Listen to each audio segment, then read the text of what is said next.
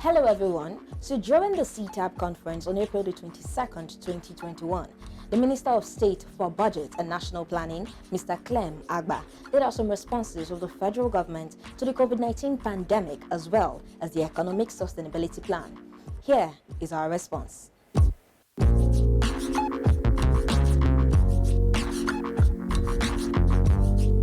The answer is yes.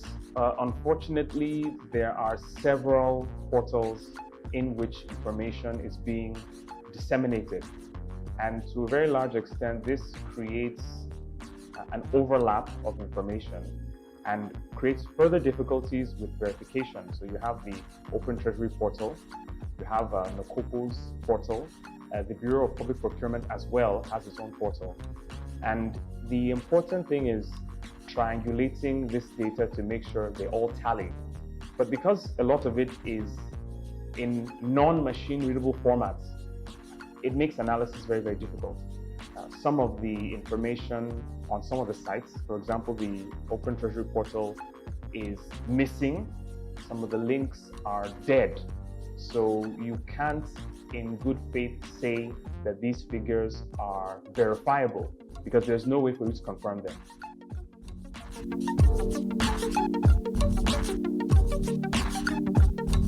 So I'll clarify, Lagos and Kano did not receive 1 billion, but actually received much more than 1 billion based on their population, which I think is reasonable in the circumstances. However, as regards the performance, again, I'm going to go back to the issue of having one portal, a verifiable portal in which COVID-19 spending, expenditure, donations can be tracked. The Open Treasury portal does have information, you could say in a cohesive place, but several states have not published the information. Again, some states have provided links, but those links are dead. Out of 36, I would say 7 have provided some pointers towards the information, but whether or not that information is in machine readable formats, whether or not that information is in discrete formats for analysts, journalists, and citizens to go through is a completely different question.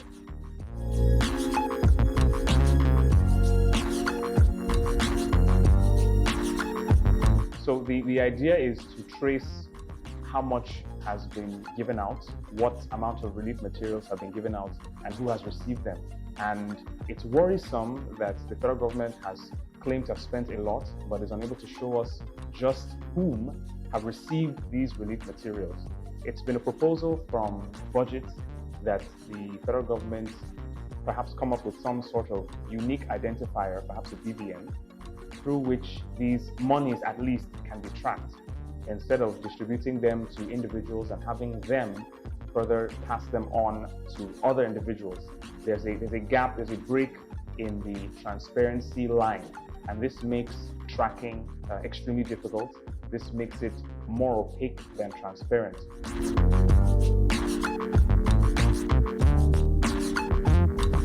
So it is a fresh allocation, as the facility obtained by the federal government was one obtained from the World Bank, from the IMF, and other development partners.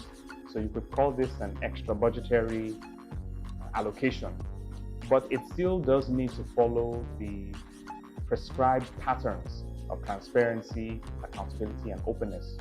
So whether or not this money has actually achieved its purpose may be a little too early. It may be a little too early to determine that.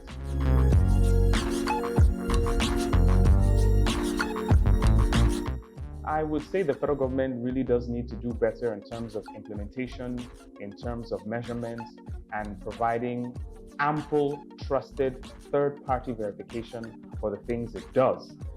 Yes, they have said there's a lot of money available, but Nigerians simply do not know how much of this money has been dispersed, and genuinely whether or not there is a change in the economy as a result of these injections.